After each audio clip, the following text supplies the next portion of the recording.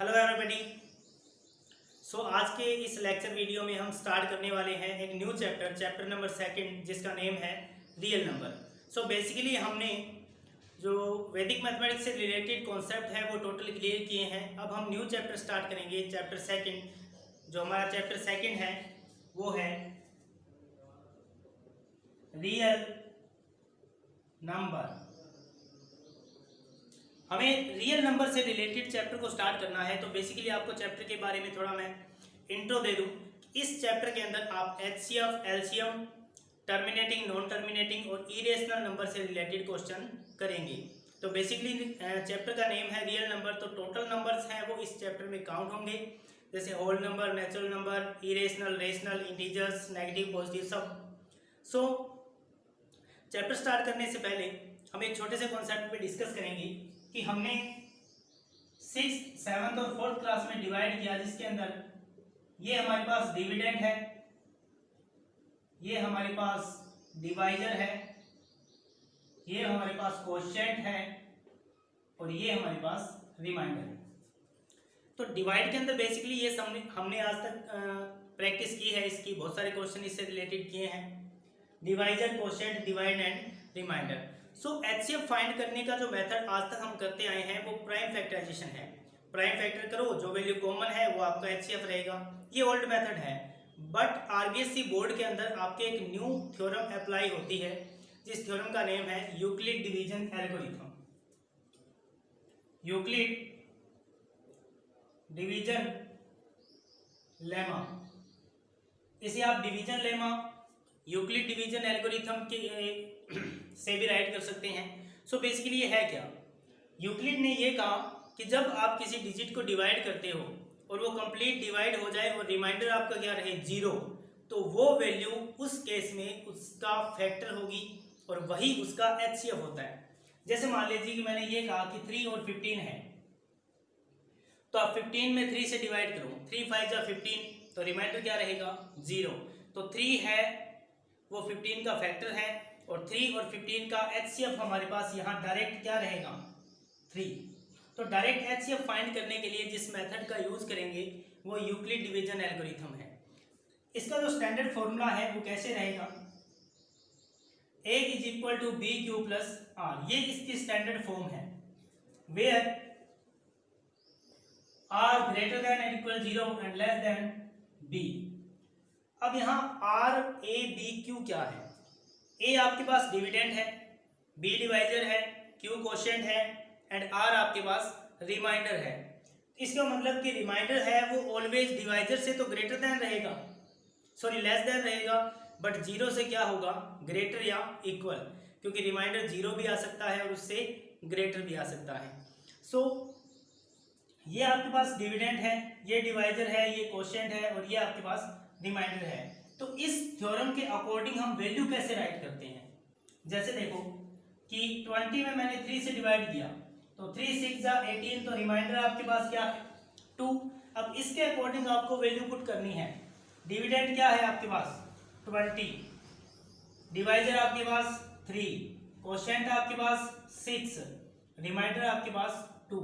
तो ये है यूक्लिड डिवीजन एल्गोरिथम। यानी कि अगर मैं क्वेश्चन को इस कॉन्सेप्ट से करूं तो आपको ये कंफ्यूजन नहीं होनी चाहिए कि ये वैल्यू किस टाइप से मेंशन की गई है। स्टार्ट करेंगे हम। फर्स्ट जो हमारा टॉपिक है वो है find HCF by Euclid division algorithm. Find HCF by Euclid division algorithm. 2.1 exercise हमने स्टार्ट की है, जिसमें सबसे पहले हम यूक्लिड की थ्योरम पे क्वेश्चन करेंगे। जैसे क्वेश्चन है हमारे पास 130 एंड 420। करवाने को मैं एग्जांपल करवा सकता था, बट मैंने आपकी बुक से रिलेटेड क्वेश्चन लिया है ताकि आपको कॉन्सेप्ट क्या हो क्लियर हो। अब आप ये चेक करें कि इसमें से ग्रेटर वैल्यू कौन सी है और लेस वैल्यू कौन सी है। 130 लेस है और 420 ग्रेटर है। इट मीन्स 130 लेस देन क्या है आपके पास 420 है। इट मीन्स आपके पास ए की वैल्यू 420 रहेगी एंड बी की वैल्यू आपके पास 130 रहेगी। क्लियर हुआ? जो वैल्यू स्मॉलर है वो तो आपकी रहेगी डिवाइजर, और जो ग्रेटर है वो रहेगा आपके पास डिविडेंड। तो step first here given integers 130 and 420 such that 130 less than 420, such that 130 less than 420. So we apply division algorithm. तो हम इस पे डिवीजन एल्गोरिथम अप्लाई करते हैं। सो इस फॉर्मूले के अकॉर्डिंग ए आपके पास कितना है 420 है, बी आपके पास कितना है 130 है। अब मैं यहाँ आपको एग्जांपल से शो करता हूँ। ये रफ वर्क है जो आपको करना होगा। 420 डिवाइड बाय 130, 13 3 390, तो रिमाइंडर आपके पास कितना रहेगा 30। तो ये रिमाइंडर, ये कोशेंट, ये डिविडेंड और ये डिवाइजर है। तो 130 की टेबल को 3 टाइम्स काउंट किया, रिमाइंडर आपके पास क्या रहेगा 30 रहेगा। अब आप ये चेक करो कि क्या रिमाइंडर 0 है, नहीं है। तो स्टेप सेकंड में जाएंगे हम। Step second, since remainder 30 not equal to 0, so we apply division lemma to। अब हम डिवीजन एल्गोरिथम किस पे अप्लाई करेंगे वो मैं आपको बता दूं कि ये तो कॉन्सेप्ट कंप्लीट है। अब जो ये 130 आपके पास यहाँ डिवाइजर है और ये जो 30 रिमाइंडर है ये कन्वर्ट हो जाएंगे। 130 है वो डिविडेंड की पोजीशन पे आ जाएगा और 30 है वो डिवाइजर की पोजीशन पे आ जाएगा। अब 30 की टेबल काउंट करेंगे तो 34 जा 120, रिमाइंडर क्या रहेगा आपके पास 10, 2 लिखेंगे, 2 के आगे हम राइट करेंगे 130 एंड 30। तो 130 और 30 पे हम क्या करेंगे डिवीजन एल्गोरिथम को अप्लाई करेंगे। तो अब आपके पास रिमाइंडर क्या है 10 है। तो step third, since remainder 10 not equal to क्या है 0 है, देन वी अप्लाई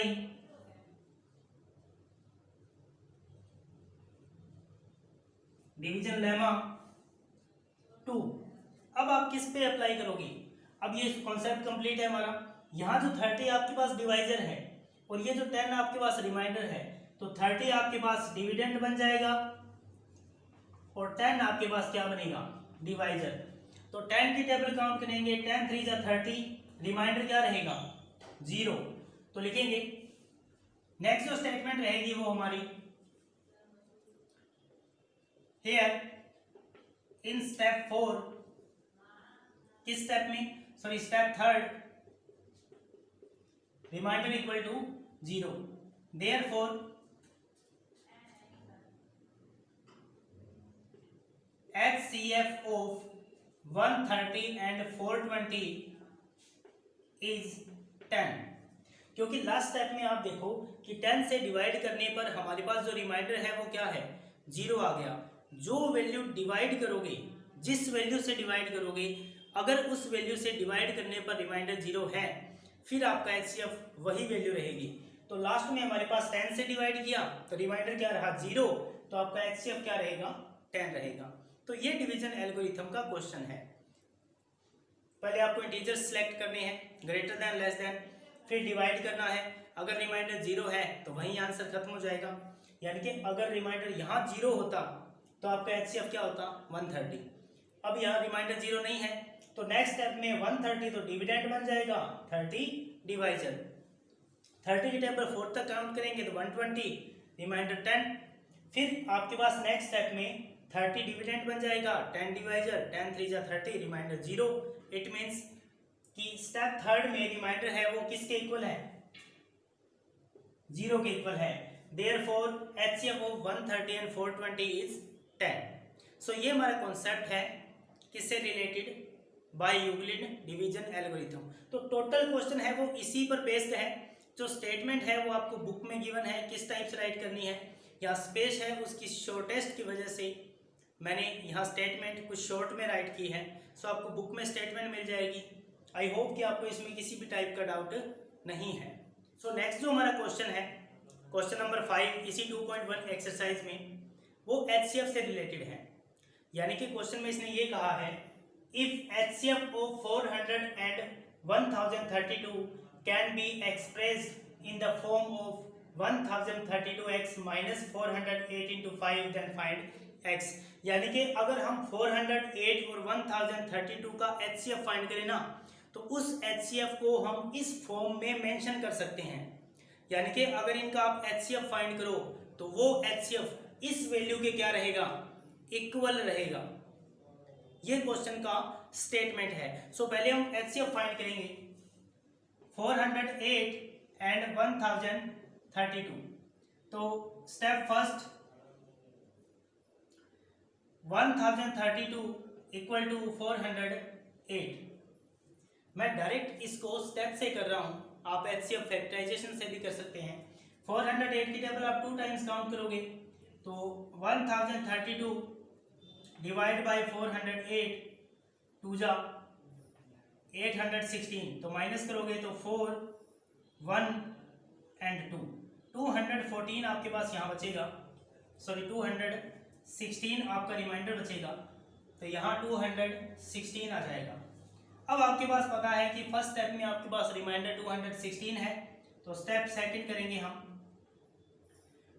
408 आपके पास डिविडेंड बन जाएगा, 216 से डिवाइड करेंगे तो 216 इंटू 1, 408 डिवाइड बाय 216, तो 1 से डिवाइड किया 216, 2, 9 एंड 1, तो आपके पास रिमाइंडर रहेगा 192।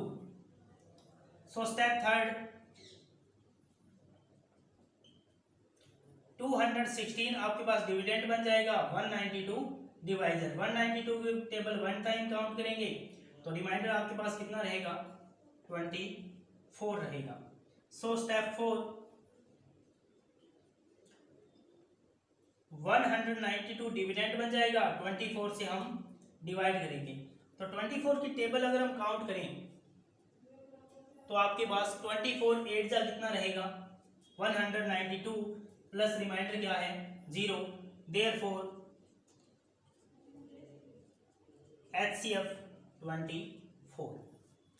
यानी कि हम पहले 408 एंड 1032 का HCF फाइंड करेंगे, जो हमारे पास क्या है? 24 है। अब आप स्टेटमेंट चेक कीजिए, if HCF of 408 and 1032 can be expressed in the form of इसमें, देन फाइंड x। इस फॉर्म में उस HCF को हम एक्सप्रेस कर सकते हैं। जैसे मैं आपको बता दूं कि स्कूल में आपका नाम प्रियंका है और घर पे आपका नाम क्या है? पिंकू है। तो प्रियंका और पिंकू दोनों क्या है? एक ही पर्सन के नेम है, तो ये दोनों इक्वल है। इसी तरह से HCF को चाहे इस फॉर्म में राइट करो या इस फॉर्म में राइट करो, ये दोनों वैल्यू क्या रहेगी? इक्वल रहेगी। सो 1032x माइनस 408 इंटू 5 इक्वल क्या रहेगा आपके पास? 24 रहेगा। सो 1032x इसे मल्टीप्लाई करो, कितना रहेगा? 2040 इक्वल टू आपके पास 24 है। 1032x इसे ट्रांसफर करेंगे तो प्लस हो जाएगा आपके पास 1032x इक्वल टू 2064।